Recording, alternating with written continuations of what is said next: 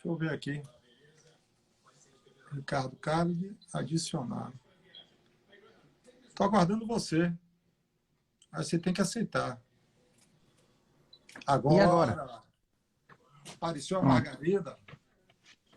Pronto. Deixa eu passar um tempinho aqui para o pessoal chegar. Vou começar aqui. Começar agradecendo Pois aqui não. a presença do pessoal que está chegando. Boa noite. Um brinde. Boa noite. Sempre Engenharia Química e Vinho. Queria lembrar que na próxima semana será o Daniel Místico, um sommelier da Casa Valdugo, vai nos brindar aqui com uma aula sobre vinho. Dudu já entrou aí, eu já de antemão que gostaria de convidá-lo para o dia 26, se ele puder. Porque Dudu foi um cara que fez a parte acadêmica, TCC, mestrado, doutorado, e depois entrou na Braskem, e hoje trabalha lá na Braskem, Rio Grande do Sul. E aí eu gostaria de saber se ele aceita. Já estou aqui em público.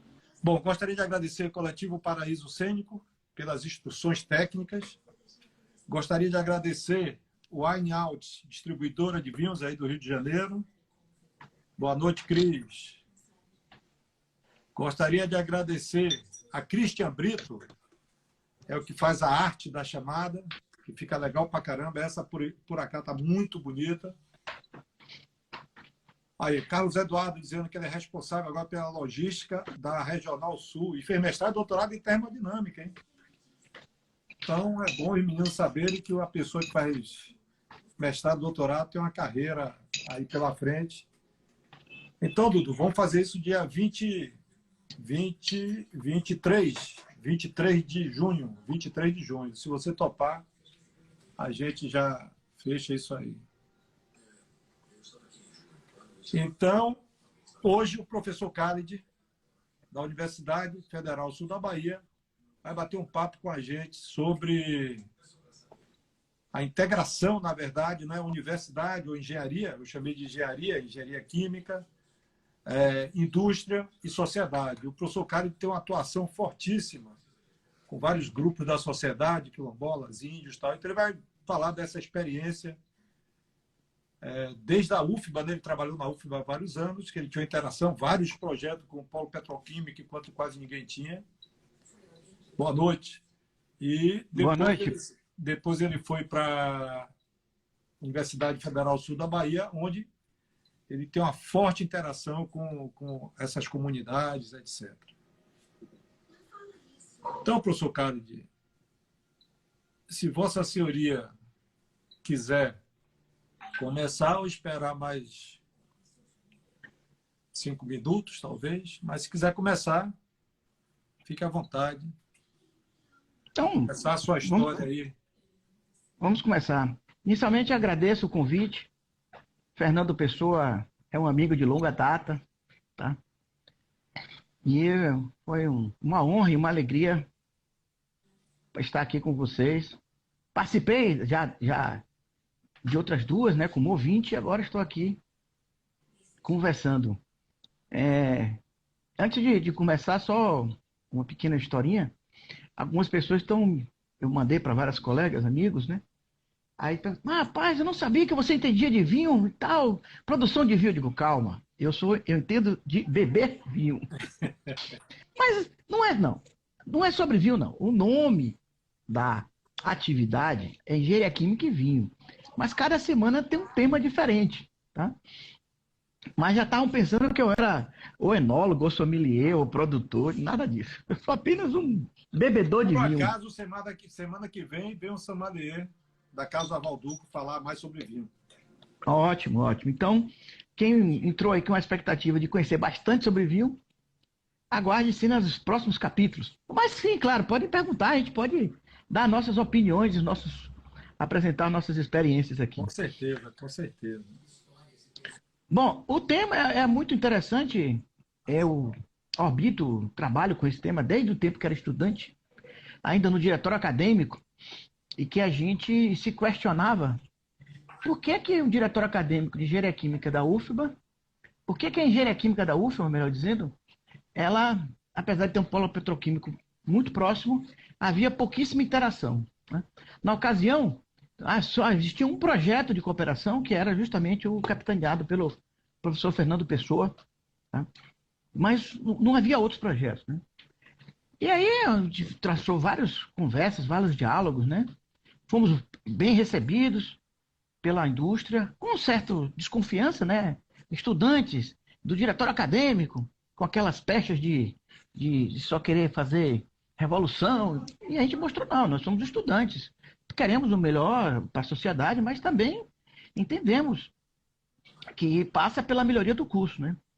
E na ocasião nós tivemos uma grande feito, né? Que foi conseguir modificar, não, claro, não apenas devido à nossa atividade, mas vários fatores ajudaram. O IEL, que hoje o Fernando Pessoa contribui aí no sistema S, mas também o diretório lá teve uma forte atuação e modificou a política de estágio do polo petroquímico de Camaçari, tá?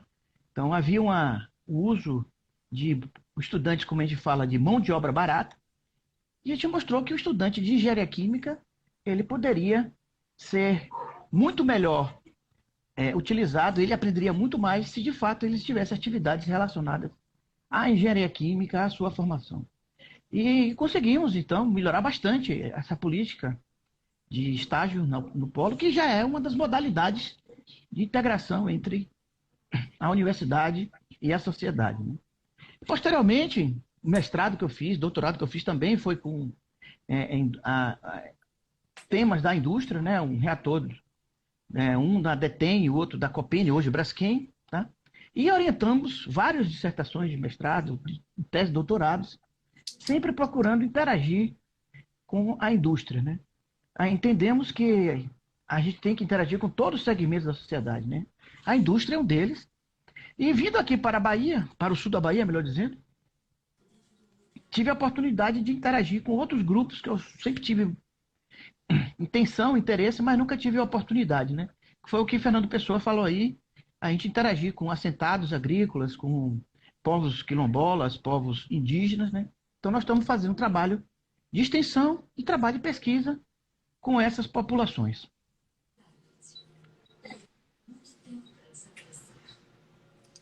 Travou? Não, eu parei aqui para tomar um gole. Ah, desculpe, pô. Eu falei, pô, travou tudo.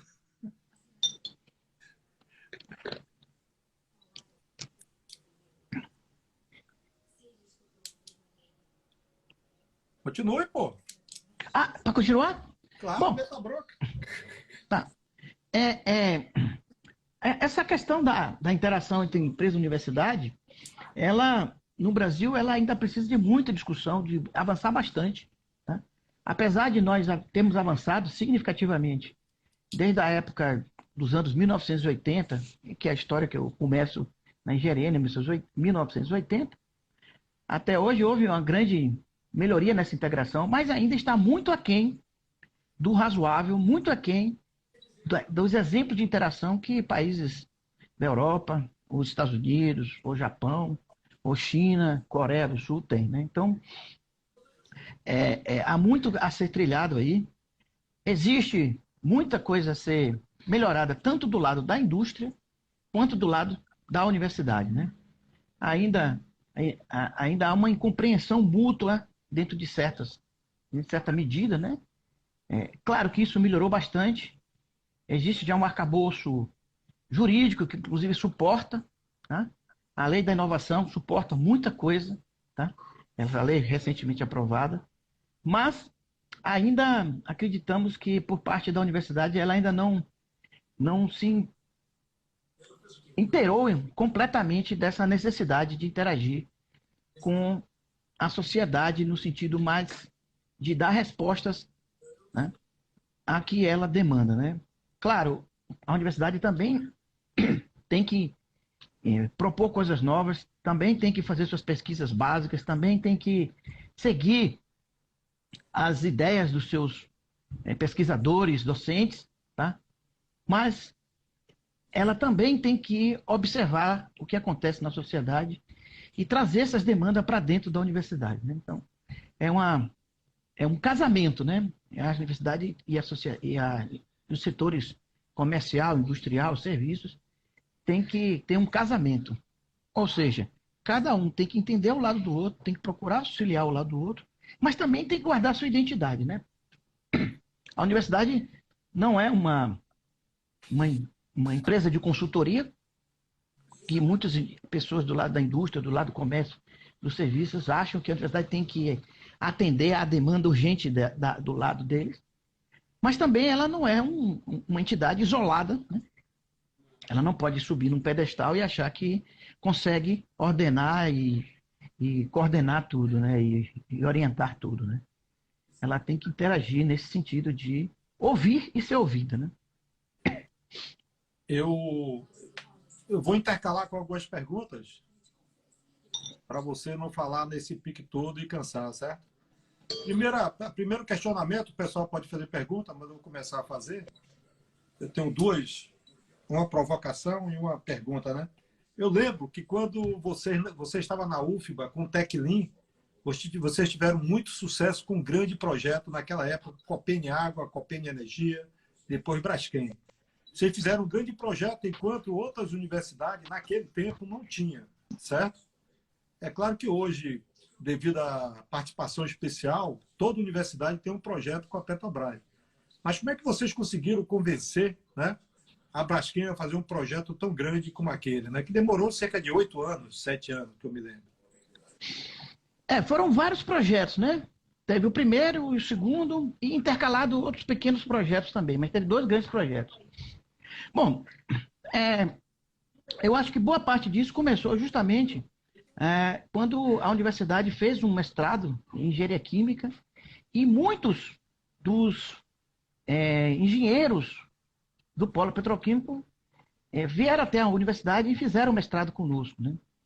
Posteriormente, o TecLin, capitaneado pelo professor Asher, montou um curso de especialização em produção limpa, que tinha forte apoio do governo do estado e colocou muita gente da Secretaria de Ambiental na época, né, Centro de Recursos Hídricos para fazer, como também muita gente do polo petroquímico.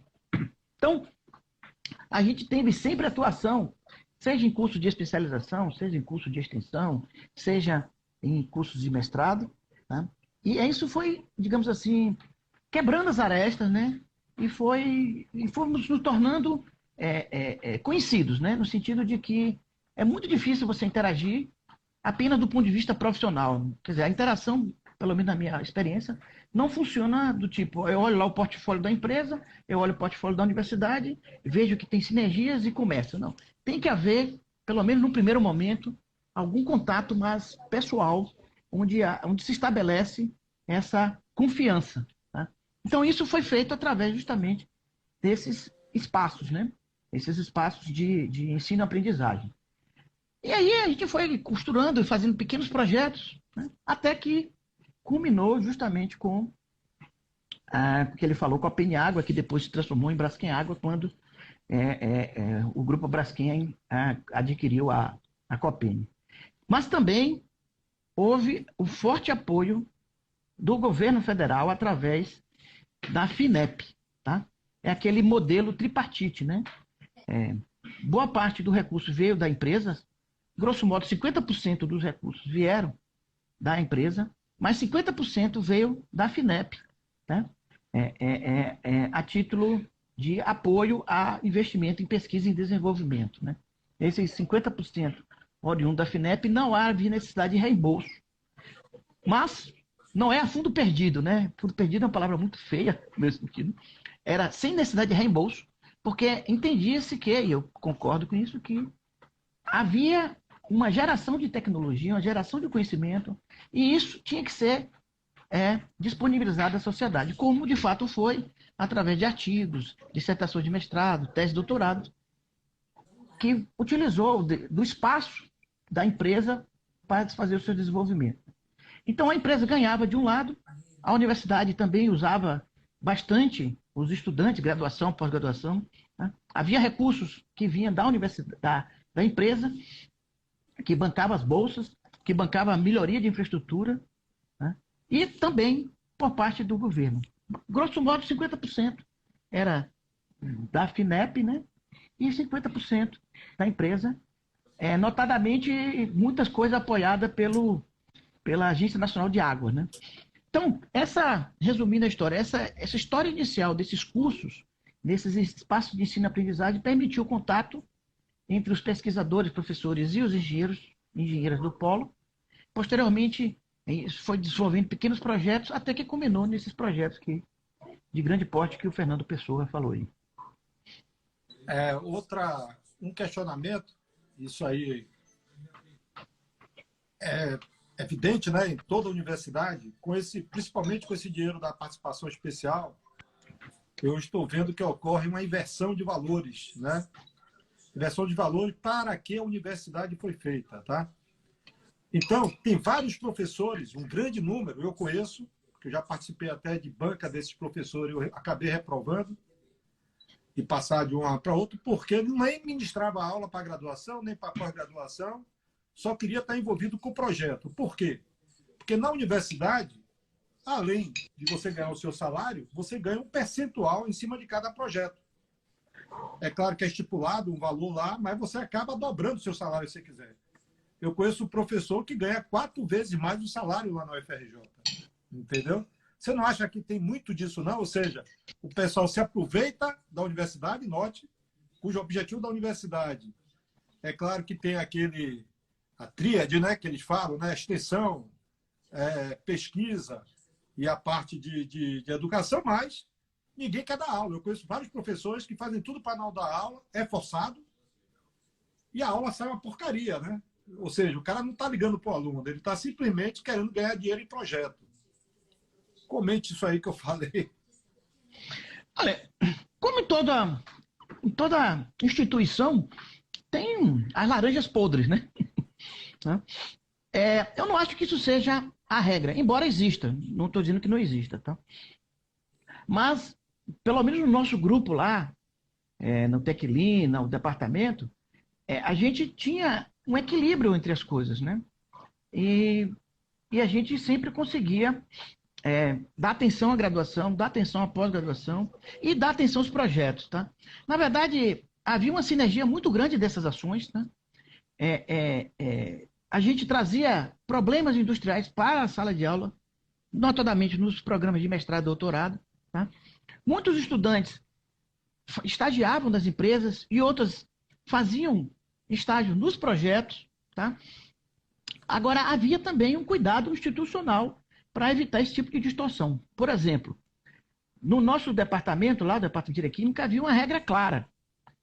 Todo professor tem que dar 12 horas de aula. 8 na graduação, 4 na pós, ou 12 de horas aulas na graduação. Então, a prioridade era a graduação, né? E isso evitava essas distorções, tá? Pelo menos em termos quantitativos. Em termos qualitativos, realmente é muito mais difícil fazer avaliação, mas os que eu conheço, tá? As experiências que eu vivi, e eu fui chefe de departamento, eu fui coordenador de colegiado, de graduação e pós-graduação, é que, de fato, essa integração realimentava positivamente o sistema. Tá? Os depoimentos que eu tenho de colegas meus, de alunos que passaram pelas disciplinas que eu lecionava, reforçam que a aula era bem interessante porque havia retrato da realidade, retrato de problemas práticos, no caso da engenharia química. Mas sim, tem que se tomar cuidado com essas distorções, tá? E a gente tinha mecanismos para isso, tá? De fato, a gente recebia um pouco mais, em determinados momentos chegava a dobrar mesmo, você tem razão, mas eu não vejo isso demérito, tá? O problema é que você não pode só olhar esse lado, como você disse, né? Você tem que olhar o lado do ensino, o lado da pesquisa, tá? E ter um equilíbrio nessas coisas, né? Eu acho que a gente não deve punir os que fazem certo. A gente tem que punir os que fazem errado. O Brasil tem um grande defeito de que não quer punir o culpado e cria regras e cria arcabouços jurídicos tão engendrados, tão complexos, que termina impossibilitando que os que querem trabalhar, trabalhem, né? A gente gosta de falar que dá muito trabalho trabalhar no Brasil. Tem alguns questionamentos aqui. Um, geralmente o concurso na universidade é para uma determinada área, não necessariamente a área do projeto, certo? Por acaso, eu estou compreendendo assim, por acaso, as disciplinas que você ministrava, fica mais fácil na pós-graduação, que é mais versátil, você aplicava os problemas que você estava passando com a indústria.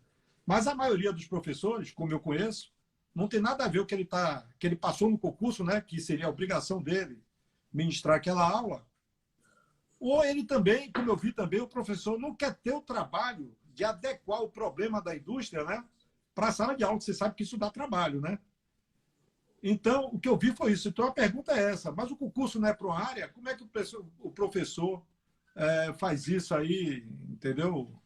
Você acha que todo professor, a maioria, faz o que você falou, que você estava fazendo?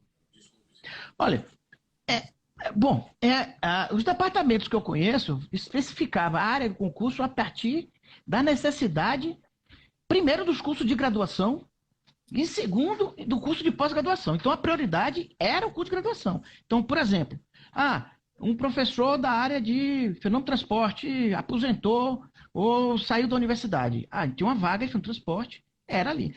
Mas a pesquisa agora está na área de otimização, está na área de termodinâmica. Não, qual é a graduação?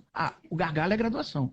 Então, a gente olhava assim. Então, a prioridade claro, tentava conciliar a necessidade da graduação com a da pós-graduação. A gente nunca observou a necessidade de projetos, até porque os projetos são muito dinâmicos. Tá?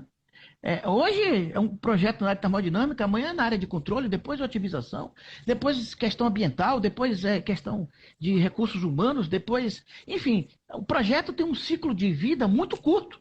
Tá? Ele começa e termina em 4 anos, talvez até menos. Tá? E uma graduação é para a vida toda, uma pós-graduação é para a vida toda. O ciclo de carreira de um professor é 30, 35 anos. Então, a gente nunca observou isso. Tá? Agora, há que também entender que o professor, o docente, né, a docente, a professora, tem que entender a sua carreira como sendo uma coisa que não é estanque. Né? A gente entra numa área, mas tem que perceber o momento, tem que estar atento, discutir, ler muito e verificar para onde o mundo caminha, né? Então, por exemplo, a termodinâmica, pegando exemplo aí, o Brasil pode falar melhor do que eu, ela começou muito voltada para petroquímica, química, hoje já está pensando em bioprodutos. Tá? Se a gente ficar só preso lá no passado, tem muita coisa a ser feita, mas as oportunidades poucas, diminui as oportunidades. Né? Assim também, tá? Por exemplo, eu fiz concurso para a área de controle, né? Mas a primeira disciplina que eu peguei foi uma de controle e uma de engenharia econômica.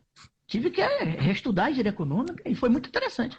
Fiz o que diz no popular, do limão à limonada, e continuei entendendo, gostei da área, e aí fui para empreendedorismo, lecionei a área de engenharia econômica também na nível de pós-graduação, aproveitei a oportunidade, né, e também aprendi um pouquinho mais sobre isso. Né? Eu acho que os professores têm que fazer isso, né?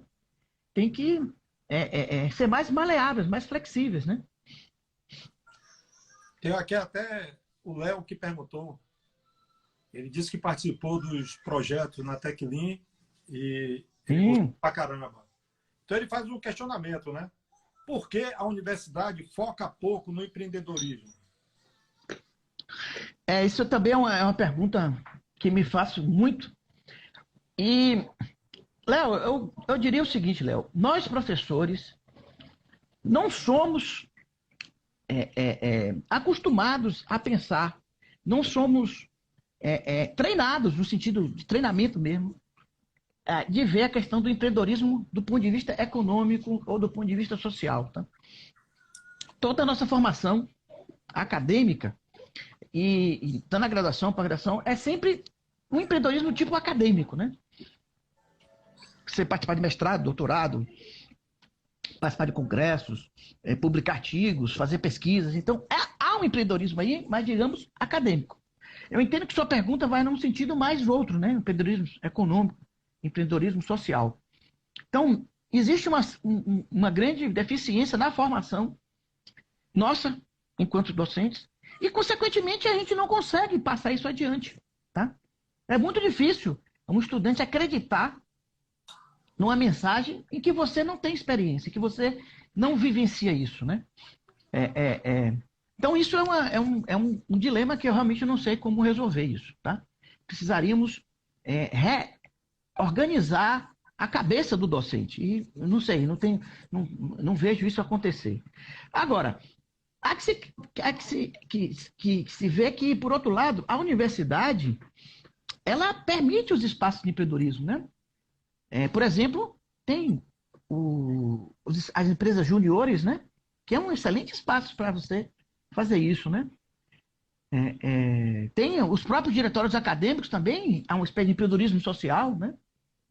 Então, há esse espaço. Agora, em nenhum lugar do mundo, do meu ponto de vista, a universidade tem a dinâmica que tem uma empresa, que tem uma startup, tá?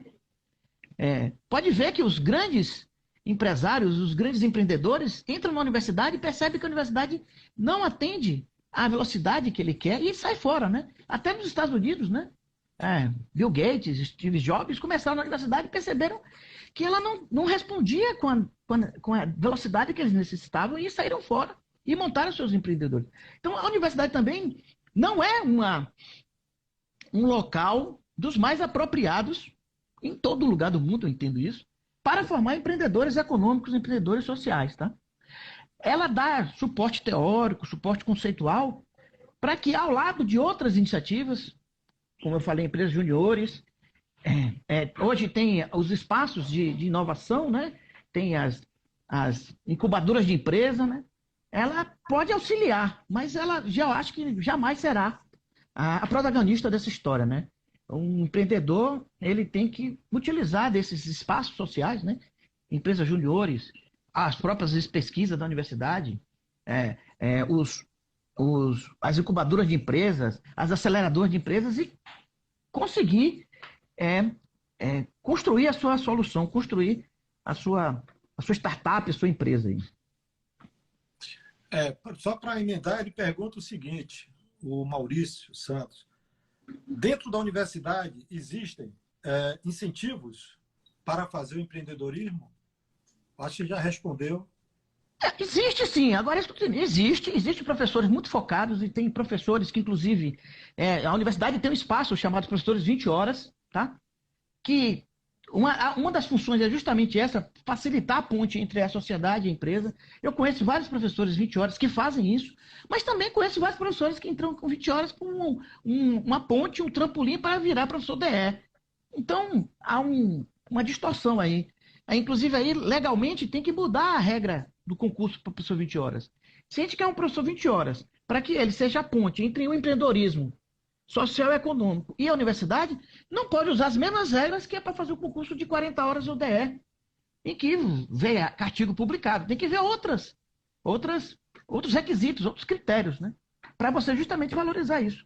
Então, muitas vezes faz o concurso 20 horas, a gente percebe que o que a gente quer é um outro profissional, mas pela regra do jogo, pela lei, a gente não pode aprovar aquele profissional porque o barema está ali, o barema não pode ser modificado no meio do campeonato.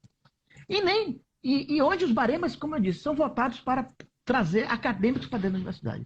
Não para trazer esses professores empreendedores. A sugestão que eu faço é que a gente faça um movimento para que os concursos de professor 20 horas sejam de fato para trazer empreendedores para dentro da universidade. Bom, só para continuar no empreendedorismo, tá aqui, o marco tecnológico tem algo a respeito do empreendedorismo? E o Maurício Moreno Santos, grande parceiro aí, ó. O Maurício foi um dos primeiros que acreditou nessa parceria entre empresa e universidade, ainda na Copene, né, quando ele estava, ainda existia a Copene, né? Foi um dos primeiros projetos que a gente fez de parceria, né? Justamente, foi isso aí, e ele foi um grande incentivador, e daí surgiu tantos projetos na área de controle e otimização, foi uma parceria muito promissora, né? Sim, o marco tecnológico hoje, Maurício, melhorou bastante, tá? A lei de inovação, ela permite hoje fazer coisas que antes a gente fazia, digamos assim, não é a revelia da lei, mas um risco muito alto, né? A gente não violava a lei, mas a lei não permitia, tá? É, grosso modo falando, é o seguinte: os funcionários públicos só podem fazer o que a lei permite. Não podem fazer o que a lei não permite. Então a gente corria um risco elevado ao fazer todas essas iniciativas de empreendedorismo, de, de, de intercâmbio com a sociedade. Por exemplo, as próprias empresas juniores, elas funcionam até hoje, né, dentro das instalações da universidade. Isso tem um problema jurídico na época, né? Hoje não tem mais, mas tinha um problema jurídico. Porque como é que você vai funcionar uma empresa que tem um CPF diferente dentro de um espaço público? Então existia toda uma celeuma jurídica aí, mas isso foi superado e esse novo marco tecnológico de inovação também. O detalhe é que ele não avançou tanto quanto poderia. Tá? Por exemplo, a questão do financiamento do empreendimento tecnológico ainda está muito amarrado, ainda está muito burocrático. Tá? Então, existe ainda que fazer melhorias na lei de inovação no sentido do financiamento, certo? Porque uma empresa hoje, para financiar uma pesquisa, ela corre o risco de financiar e depois ela ser obrigado a não reservar aquele conhecimento durante um certo tempo. Ele ser de imediato ter que disponibilizar para a sociedade. Então, há que se aprimorar algumas coisas aí.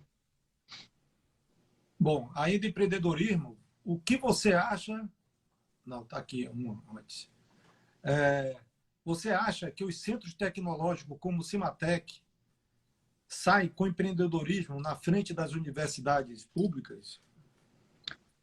Sim, sim, eu acho que o Cimatec e outras instituições do Senai, elas têm essa, e não é um demérito nem da universidade, nem do Cimatec, né?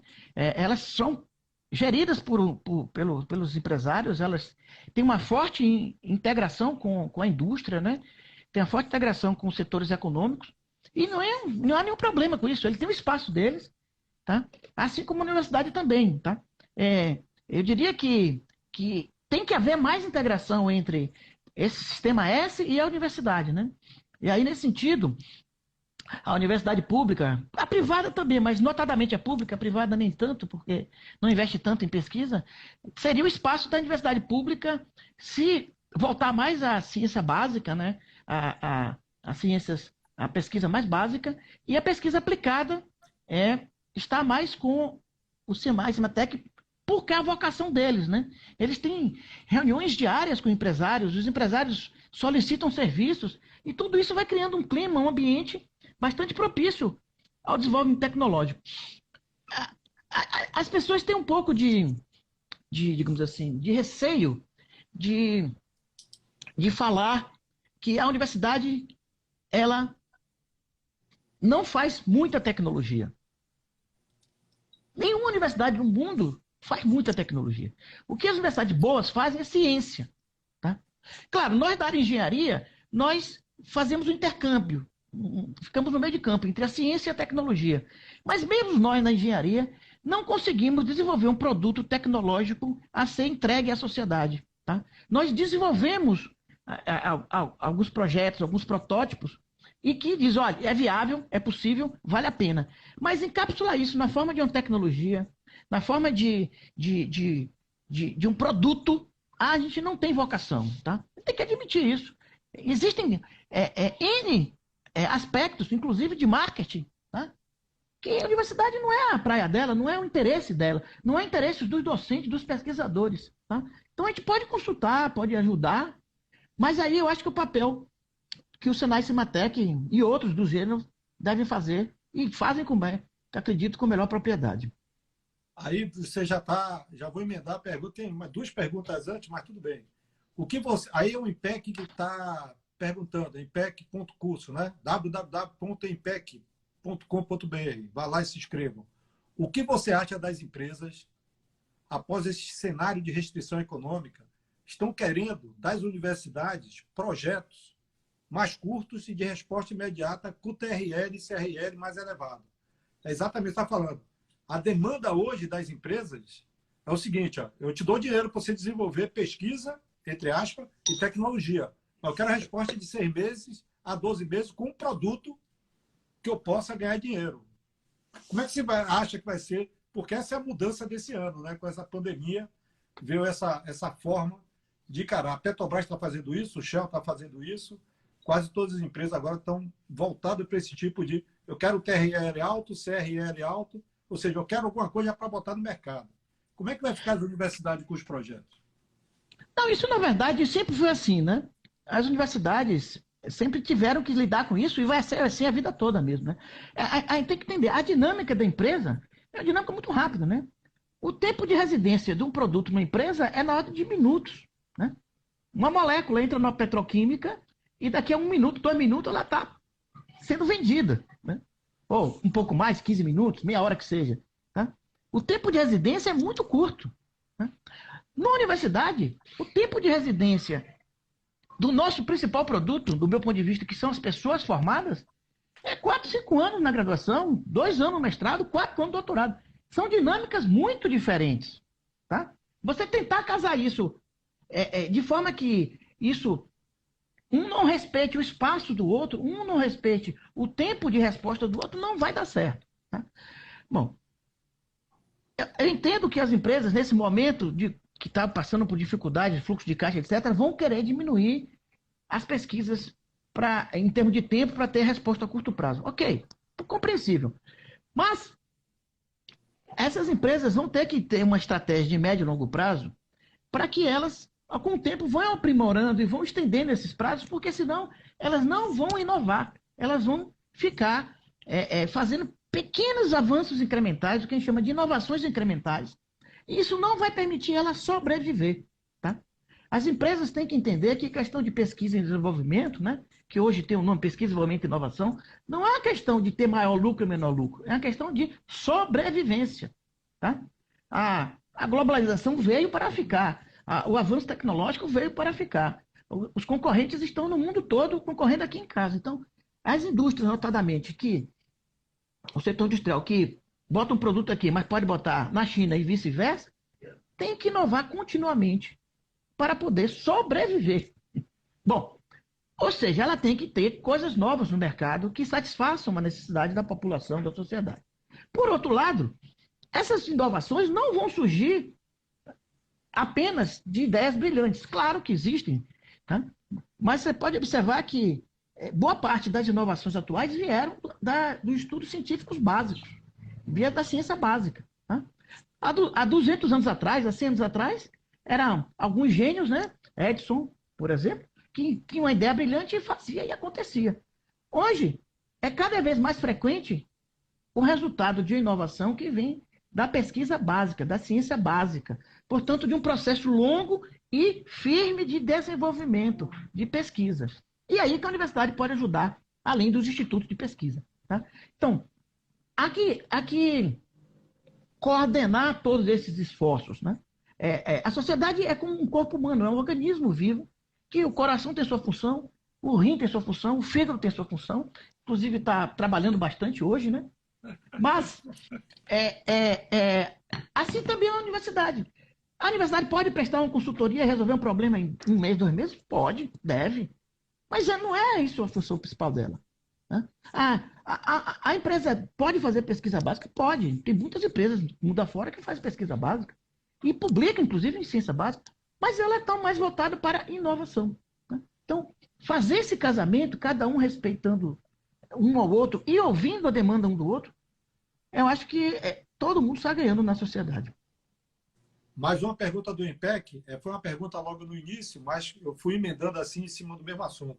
A inovação é um papel fundamental das universidades ou das empresas? Qual é a sua opinião? Bom, vamos entender o que é inovação. Eu gosto de usar o conceito de Schumpeter, né? O conceito schumpeteriano de inovação, que diz que inovação é uma invenção que foi disponibilizado para a sociedade. Tá? No popular, a inovação é quando você desenvolve uma coisa e gera uma nota fiscal. Isso é inovação. A universidade pode fazer inovação? Pode. Aonde? No setor educacional. Tá? Isso ela pode inovar. Tá? Inclusive, por exemplo, muitos programas de pós-graduação inovam. Temos um programa no Brasil chamado Profinit, tá?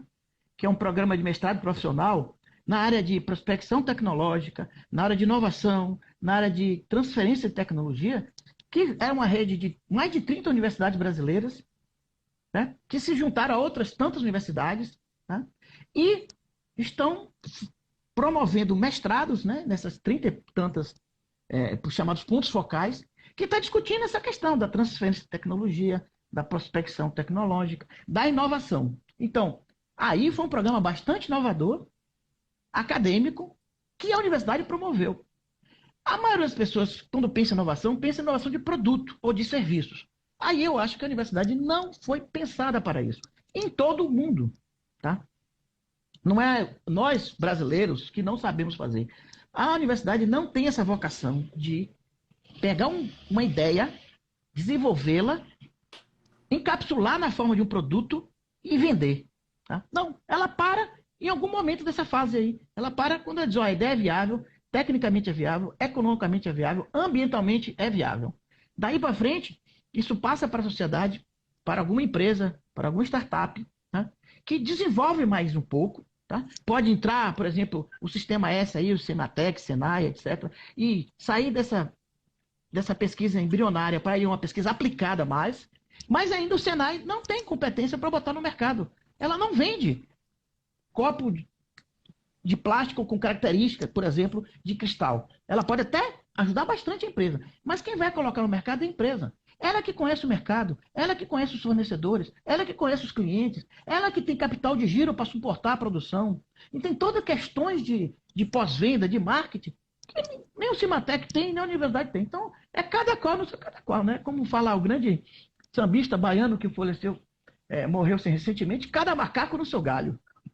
Pô, você tá falando aí um slide que eu vou dar uma palestra sexta-feira no congresso aí do ICHE, né, os capítulos, né, de ICHE das universidades no Brasil todo, e o título era Inovação Tecnológica, o caminho para a economia solidária, qualquer coisa desse tipo.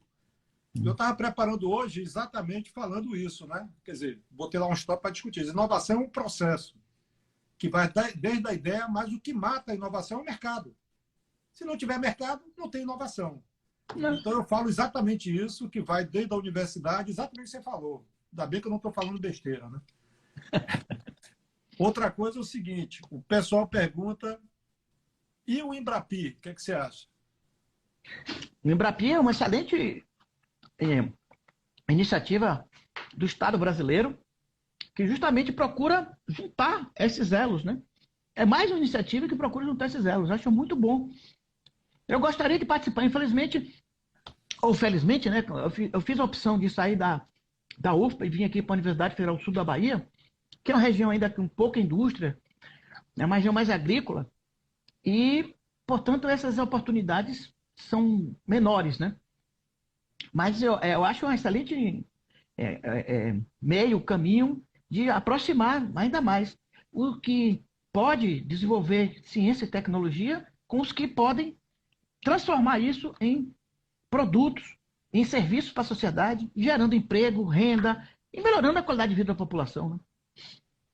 Como fazer isso para micro e pequenas empresas, já que o Embrapi, a maioria do dinheiro vai para as grandes empresas, né? Ó, essa pergunta é muito interessante. As pequenas e médias empresas, elas perdem uma oportunidade enorme de não se aproximar para a universidade. Por exemplo, eu vou falar só dos cursos de engenharia, mas isso vale para muitas áreas de conhecimento humano. Tá? Os engenheiros, para se formar hoje, eles têm que fazer um trabalho de conclusão de curso. Tá? Um trabalho que demora de 6 meses a 1 ano para fazer um trabalho legal. Tá? Ou seja, você pega uma faculdade que forma 100, 200 engenheiros de todas as modalidades, engenharia elétrica, mecânica, química, etc. Você tem 100 a 200 engenheiros ávidos por temas de trabalho, enchendo o saco, no bom sentido, dos professores, para darem temas a eles, e os professores às vezes ficam atulhados sem criatividade, porque não dá para... Imagina o professor ter 30 temas por ano. Né? Então, é uma oportunidade de ouro que as empresas pequenas e médias não absorvem. Tá? Então, agora, tem que ter algum nível de organização. Ou seja, a empresa tem que conversar com a universidade, entender o que é que a universidade pode oferecer para ela, tá? Se ela está preocupada com o fluxo de caixa, não é a universidade que vai resolver. Aí tem o Senai, o sistema Sebrae, que pode ajudar. Mas se ela está preocupada em lançar um novo produto daqui a 2 anos, 3 anos, pode ser, a universidade pode ajudar. Ou ela está preocupada em melhorar o seu processo produtivo, tá? Uma pequena padaria está querendo economizar energia, pode consultar a universidade que ela pode dar algumas ideias de como você fazer para economizar energia, tá? Agora, ela não vai financiar, a universidade não tem capital para financiar o empreendimento dos outros. Ela mal tem para si e para outro. Mas ela pode observar e pode dizer, olha, professor, aqui esse forno elétrico, você pode trocar por aqui um forno a gás, ou vice-versa, e pode fazer um diagnóstico para você. Então, existem uma oportunidade enormes que não são aproveitadas. Isso eu estou falando desses milhares de estudantes de engenharia que se formam todo ano. Fora isso, ainda tem os temas de mestrado e doutorado. Mas aí já precisa de temas mais complexos.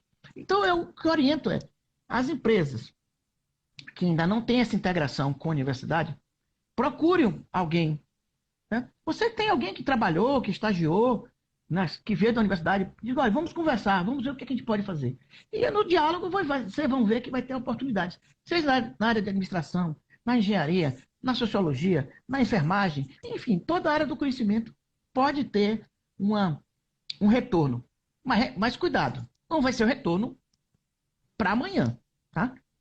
São temas que você vai pegar um estudante que ainda está em formação, que ele vai aprender e vai entregar ao final de 6 meses um relatório, uma proposta interessante. Isso, adaptando, vale para o mestrado e doutorado também.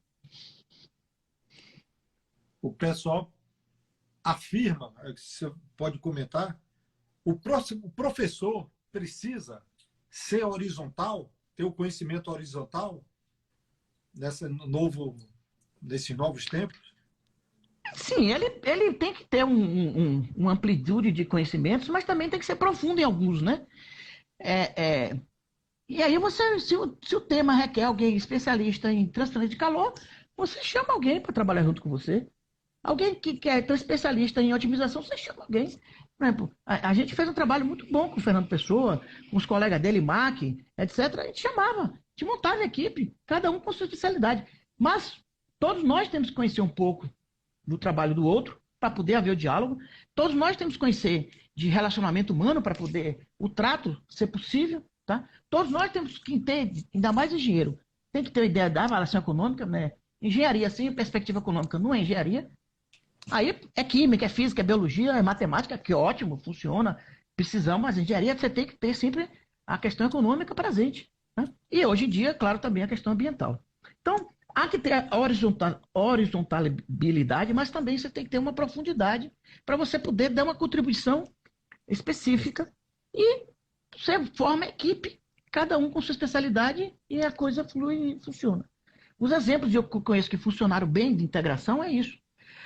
Os problemas reais, eles são multidisciplinares. Tá? Nenhum problema real tem uma dimensão só. Tá? Então, como é que você vai resolver ele? Como é que você se aproxima dele? Tendo uma equipe multidisciplinar. Tá? Se a pessoa tem uma bagagem em 2, 3 áreas, ótimo, mas com certeza ninguém tem bagagem em todas as áreas. Então você monta a equipe que ataca e ajuda. Concordo. Agora uma provocação. O que eu vejo muito em projetos com indústria é o seguinte: a gente pede bolsa de iniciação científica, tá? Veja o nome, iniciação científica. Ou seja, a gente vai treinar um menino para pensar de forma utilizando o método científico. O que acontece na maioria dos projetos que eu já vi, certo?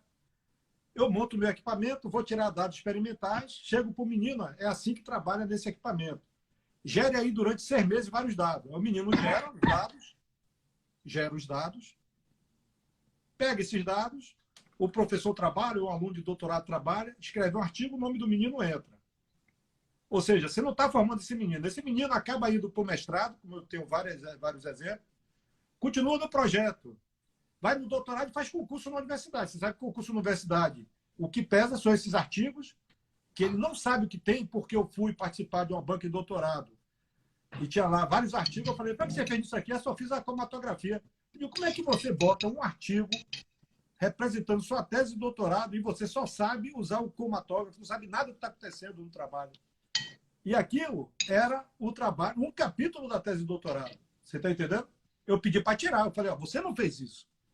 Você fez a cromatografia, você fez a análise lá das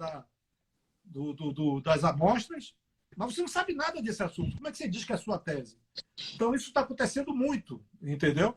Eu pego o menino, seja mestrado, doutorado, jogo no projeto para gerar dado, para eu justificar o meu projeto. Mas eu não quero, eu como professor formador de alunos, eu não quero saber se o aluno está formado ou não. Isso acontece a rodo. Qual a sua opinião? Bom, isso, bom, eu não sei, eu não tenho estatística para dizer que isso acontece em maior ou menor proporção. Eu acho que está existindo mais. A pressão para gerar artigos é maior. Mas aí, a gente tem que estabelecer um padrão ético. Cada pessoa, cada profissional tem que estabelecer o seu padrão ético. Então, por exemplo, vou dar um meu exemplo que... Só parênteses, desculpe. Cada um tem que estabelecer seu padrão ético. Seu padrão ético. Entendeu? Se o cara, a ética do cara é diferente da sua, o cara vai pegar aquele menino e usar mesmo. Sim, mas o padrão ético, ele é ético, né? Não, mas a ética está em cada um, né? Não, mas a ética é uma discussão, mas a ética é um conceito absoluto. Certo? Não, é relativo, é relativo. E eu provo a você, só que não dá tempo. Bom, vamos lá. Cada um estabelece seu padrão ético. Tá? Então, por exemplo, o que é que eu fiz? Bom, o sistema exige que a gente publique. Se você não publicar, o seu programa de pós-graduação não é bem pontuado, etc, etc. Ok, vamos então atender. Mas não vamos fazer da publicação o objetivo. A publicação é a consequência. Tá? É a consequência natural da pesquisa. Tá? Então, por exemplo, eu estou passando por esse problema hoje. Um aluno muito bom, aluno de graduação, que eu estou orientando, muito bom. Faz um trabalho excelente, um trabalho experimental, legal, pô, show de bola. Mas ele não interpretou corretamente os dados. E aí tem a pressão de publicar o artigo. Não, calma, vamos fazer com calma. Monte a planilha direitinho, com 7. Eu poderia ter pego a planilha, os dados estão ali. Em uma tarde eu fazia isso. E uma semana que vem estava o artigo pronto. Não, eu não fiz. Perfeito, calma, perfeito. Você tem que fazer. Claro. Você vai ter que aprender. Claro. O artigo não vai sair a semana que vem, vai sair mês que vem, ou daqui a 2 meses. Mas aí que tá, é o que eu estou falando, o seu padrão ético.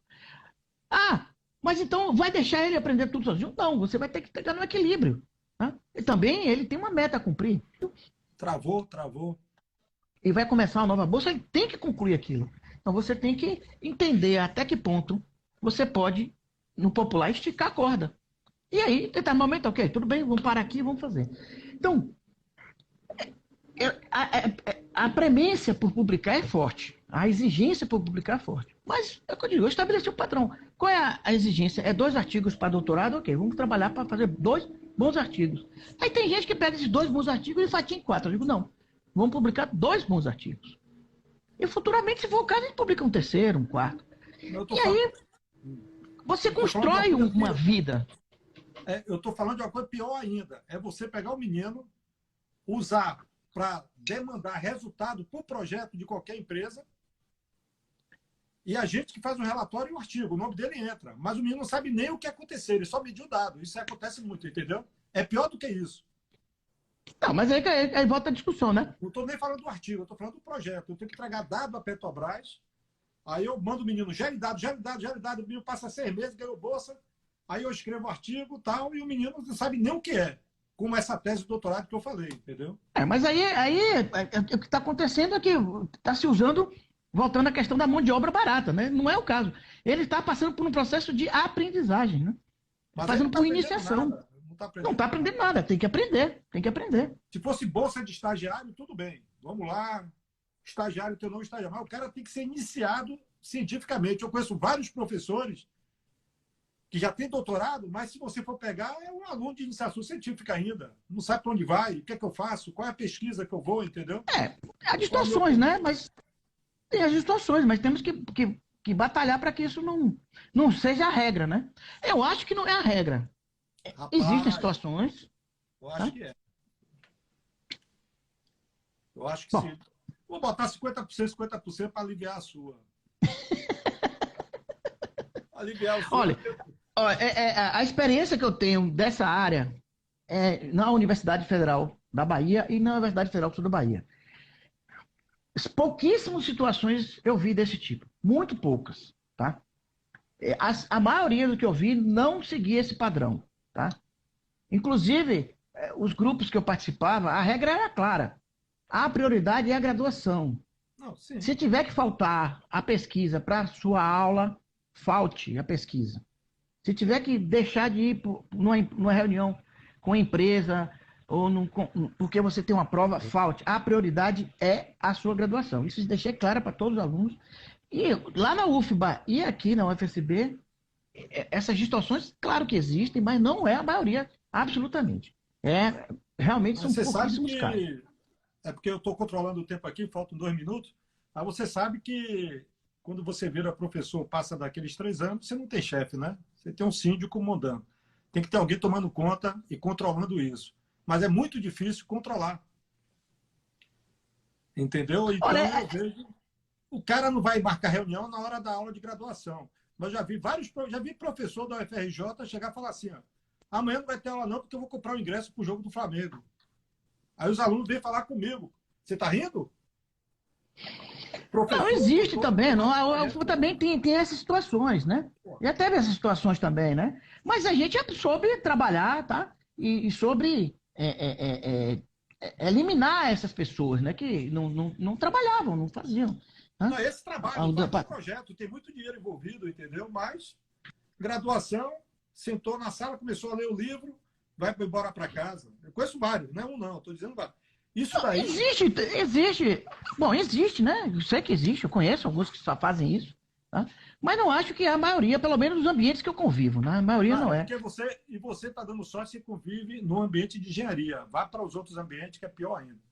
Porque eu Bom, fiz aí eu não educação sei. física à noite, aí, pelo menos o tempo Ah, que eu eu não sei, fiz. eu posso falar. Agora, se tiver um tempinho, eu queria falar sobre um projeto aqui que acabou de ser premiado. Rapaz, você tem 40 segundos. E não pode reavivar a live, não? Pode, mas aí não sei se o pessoal volta, entendeu? Mas eu tento reavivar a Bom, live. Pode. tá. É um projeto de integração de empresa-universidade.